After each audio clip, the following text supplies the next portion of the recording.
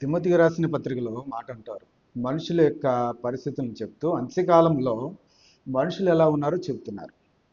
ప్రస్తుతం ద్వేషభావం పెరిగిపోయింది బాగా. మనిషికి మనిషికి మధ్యన అవగాహన లోపం పోతుంది ఖచ్చితంగా. ద్వేషించడమే లక్ష్యంగా పెట్టుకున్న స్థితి కలుగుతుంది. ఒక మనిషిని ప్రేమించమని దేవుడు చెప్తే ద్వేషభావానికి వెళ్ళిపోయి ద్వేషించే ఆలోచనతోటే కొనసాగితే ఎట్లాగండి? ఆ, ఒక లోకంలో ఒక సామెత ఉంది. కామెరిలో వచ్చిన వారికంటే ఆ లోకమంతా పచ్చగా కనబడుతుందంట. అందువల్ల ప్రతిదీ తప్పే, ప్రతిదీ తప్పే, ప్రతిదీ అపార్థమే. ఇంకా ప్రేమ అనే స్థితిలో ఆ కోణంలోకి వెళ్లకుండా కక్ష కార్పణ్యంతో జీవించి ఎన్నాళ్ళండి మనం ఈ పరిస్థితిని కొనసాగిస్తాం?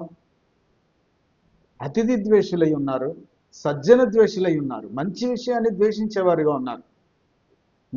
నీతో నేను కలవను, నీతో నేను కలవను, నీతో పని లేదు అన్న భావనతోటే మనిషి ఉంటే ఎట్లా జీవించగలుగుతాం మనుగడ? దేవుడు అంటున్నారు, దేవుని దయందును మనుషుల దయందును వర్ధిల్లమన్నారు. దేవుని దయందును మనుషుల దయందును. దేవుని దయ కావాలి, మనుషుల దయ కావాలి. మనుషుల దయ లేకుండా ఎక్కడ పని జరగదండి. డబ్బుతో పని జరగదండి. ఈరోజు స్నేహించిన వాడు రేపు వెళ్ళిపోతాడేమో, నీ కూడా ఉండడేమో.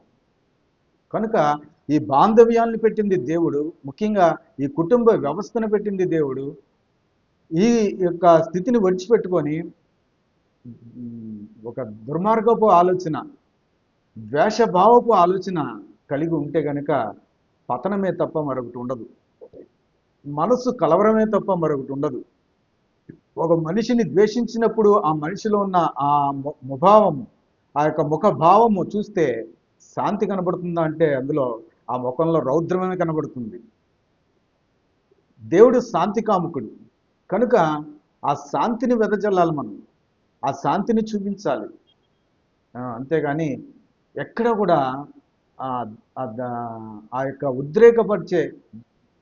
ఉద్రేక భావాన్ని ముఖంలోనికి తెచ్చుకోవడానికి వీల్లేదు. హృదయంలో ఉద్రేకపడితేనే కదా మొహం ఉద్రేకంగా చూపించగలిగేది. అందువల్ల శాంతిని నెలకొల్పుకుందాం. మనుషుల మధ్యన ప్రేమను కొనసాగించమన్న దేవుని యొక్క లేఖనాన్ని నెరవేరుద్దాం. అప్పుడు దేవుడికి మహిమ తెచ్చే వారంగా మనం ఉండగలుగుతాం, ఆయనకు కీర్తి తెచ్చే వారంగా మనం ఉండగలుగుతాం. అనురాగాలు చల్లారిపోతున్నాయి, ఆప్యాయతలు చల్లారిపోతున్నాయి, ద్వేషాలు పెరిగిపోతున్నాయి. అంచె దినాల్లో ఉన్నారు అని చెప్తున్నారు తిమోతి రాసిన పత్రికలో. లేఖనాన్ని తెలుసుకున్న తర్వాత మనము ఆ కోవలో వ్యవహరించడం మంచిది కాదు. ఆపుకుందాం, మార్చుకుందాం. స్వభావ సిద్ధంగా వచ్చిన ఆ స్థితిని తీసుకోవడమే మారు మనసు.